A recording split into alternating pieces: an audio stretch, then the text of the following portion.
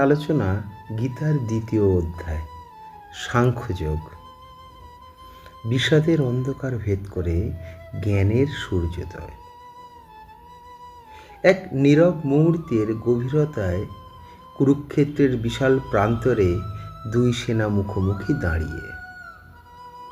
শঙ্খধ্বনি থেমে গেছে, কিন্তু উত্তেজনা এখনো বাতাসে ভাসছে।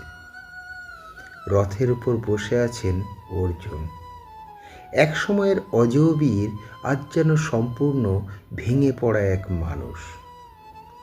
তার হাত থেকে গান্ডীব পড়ে গেছে, চোখে জল, হৃদয়ে তীব্র যন্ত্রণা।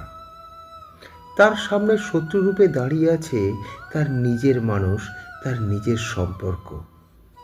আর এই সবের মাঝখানে দাঁড়িয়ে আছেন শ্রীকৃষ্ণ, শান্ত, স্থির, গভীর এক উপস্থিতি। আর ঠিক এই মুহূর্তেই শুরু হয় মানব জীবনের সবচেয়ে গভীর জ্ঞানযাত্রা।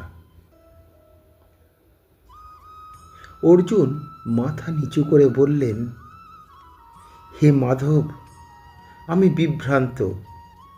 আমি বুঝতে পারছি না কি ঠিক আর কি বেঠিক। এমনকি কোনটা ধর্ম আর কোনটা অধর্ম তাও বুঝতে পারছি না।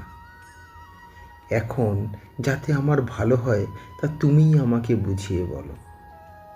আমি তোমার শরণাগত, আমি তোমার শিষ্য, তুমি আমাকে পথ দেখাও। এই একটি বাক্যেই সব বদলে গেল।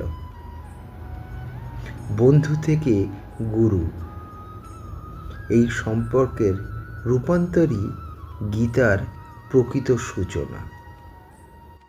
ক্লৈবং মা স্ম গমঃ পার্থ নৈতত্য উপপদ্যতে। কৃষ্ণ দৃঢ় কণ্ঠে বললেন, এ দুর্বলতা তোমার জন্য নয়। ওঠো হে অর্জুন, এভাবে কাতর হয়েও না।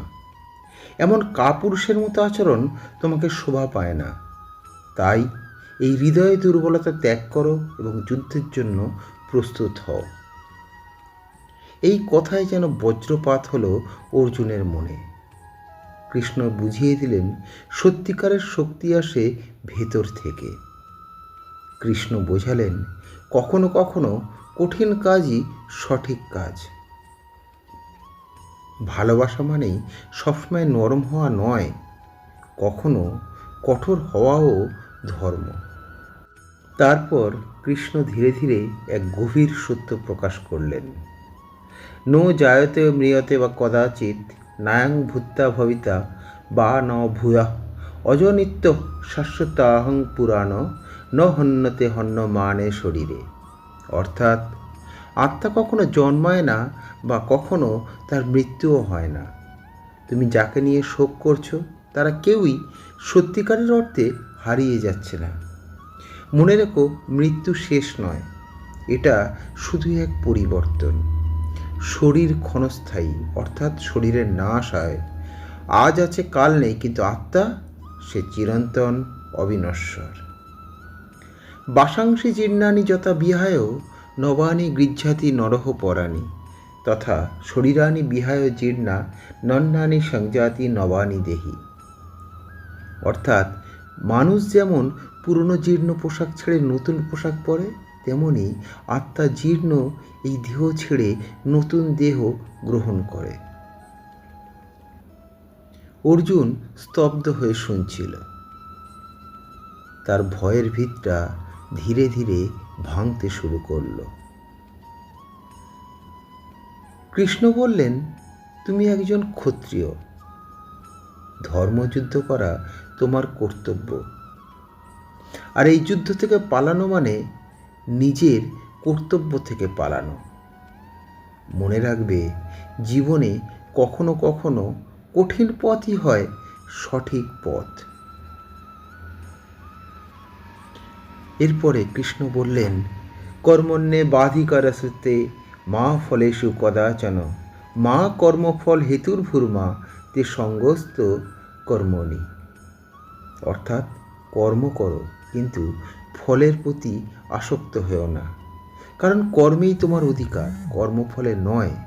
অর্থাৎ তুমি নিষ্কামভাবে কর্ম করো, কিন্তু কর্ম ত্যাগ করো না। এরপর কৃষ্ণ এক আদর্শ মানুষের কথা বললেন, যাকে বলে স্থিতপ্রজ্ঞ।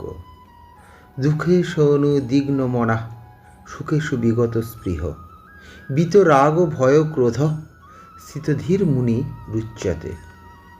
অর্থাৎ যিনি যাবতীয় দুঃখে উদ্বেগ শূন্য, যিনি সকল সুখে স্পৃহা শূন্য, যিনি অনুরাগ ভয় ও ক্রোধ থেকে মুক্ত, সেই হয় সত্যিকারের জ্ঞানী বা স্থিতপ্রজ্ঞ। অর্জুন জিজ্ঞাসা করলেন, হে মাধব, স্থিতপ্রজ্ঞ মানুষ কেমন? কৃষ্ণ বললেন, যে ব্যক্তি সকল কামনা বাসনা ত্যাগ করেছেন, যে নিজের মধ্যেই সন্তুষ্ট, যে মানুষ সুখে দুঃখে বিচলিত হয় না, যার রাগ ভয় আসক্তি কিছুই নেই, সেই হলো স্থিতপ্রজ্ঞ। ঠিক যেমন কচ্ছপ তার অঙ্গগুলো গুটিয়ে নেয়, তেমনি যে যোগী ইন্দ্রিয়ের বিষয় থেকে ইন্দ্রিয় সকলকে প্রত্যাহার করতে পারে, তিনিই হলেন স্থিতপ্রজ্ঞ। কৃষ্ণ বললেন, হে ধনঞ্জয়, যোগস্থ হয়ে ফলাকাঙ্ক্ষা ত্যাগ করে এবং সিদ্ধি ও অসিদ্ধিকে সমান জ্ঞান করে তুমি কর্ম করো। এরূপ সমত্ব বুদ্ধিকেই যোগ বলা হয়েছে। অর্থাৎ সুখ দুঃখ, লাভ ক্ষতি, জয় পরাজয় সব কিছুতে সমান থাকা, এটাই হলো যোগ, সমত্ব যোগ। অর্জুন ভাবতে লাগলেন, এটা কি সম্ভব? কৃষ্ণ বোঝালেন, যখন তুমি ফলের আশা ছেড়ে দাও, তখনই মন শান্ত হয়, আর শান্ত মনেই থাকে প্রকৃত শক্তি। কৃষ্ণ বললেন, যে ব্যক্তি নিজের ইন্দ্রিয়কে নিয়ন্ত্রণ করতে পারে, তার মন শান্ত থাকে, আর সেই শান্তিতেই আছে আসল সুখ। মনের যুদ্ধই জয়ের আসল পথ। কৃষ্ণ বুঝিয়ে দিলেন, সব দুঃখের মূলে আছে আসক্তি। আসক্তি থেকে জন্মায় কামনা, আর কামনা থেকে আসে রাগ, রাগ থেকে হয় বিভ্রান্তি, বিভ্রান্তি থেকে হয় পতন। আর এই চক্র ভাঙতে হলে মনকে নিয়ন্ত্রণ করতে হবে। এই কথাগুলো শুনে অর্জুনের ভিতরে যেন নতুন আলো জ্বলে উঠল। তার চোখের জল শুকিয়ে গেল, হাতে আবার তার পুরনো শক্তি সে ফিরে পেল।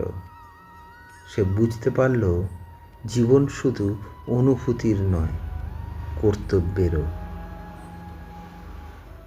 কুরুক্ষেত্রের সেই ময়দানে এক নতুন অর্জুন জন্ম নিল। এই অধ্যায়ের গভীর শিক্ষা, আত্মা অমর, মৃত্যু শেষ নয়।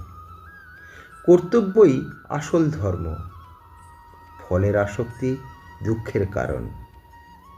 মন নিয়ন্ত্রণেই শান্তি, আর স্থিতপ্রজ্ঞ হওয়াই জীবনের লক্ষ্য। গীতার এই অধ্যায় আমাদের শেখায়, অন্ধকার যতই গভীর হোক, জ্ঞানের আলো তার থেকে অনেক বেশি শক্তিশালী। এই অধ্যায় আমাদের শেখায়, জীবনের সবচেয়ে বড় জয় বাইরের নয়, অন্তরের। যখন আমরা নিজের মনকে জয় করি, তখনই সত্যিকারের মুক্তি পাই।